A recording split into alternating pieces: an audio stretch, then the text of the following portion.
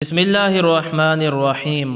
حضرت عبداللہ بن عمر رضی اللہ تعالی عنہ کہتے ہیں، رسول اللہ صلی اللہ علیہ وآلہ وسلم نے فرمایا کہ جب دسترخوان بچھا دیا جائے تو کوئی شخص اس وقت تک اس پر سے نہ اٹھے جب تک دسترخوان بڑھا نہ دیا جائے، اور نہ اس وقت تک کھانے سے ہاتھ روکے جب تک لوگ فارغ نہ ہو جائیں، اگرچہ اس کا پیٹ بھر گیا ہو، لیکن اگر کسی وجہ سے کھانے میں ساتھ نہ دے سکے تو معذرت کر کے علیحدہ ہو جائے، اس لیے کہ کھانے سے ہاتھ اٹھا لینے کے سبب ہم نشی شرمندہ ہوتا ہے اور خود بھی کھانے سے ہاتھ اٹھا لیتا ہے، اور بہت ممکن ہے ابھی وہ بھوکا ہو۔ رسول اللہ صلی اللہ علیہ وآلہ وسلم جب لوگوں کے ساتھ کھانا کھاتے تو آخر تک کھاتے رہتے۔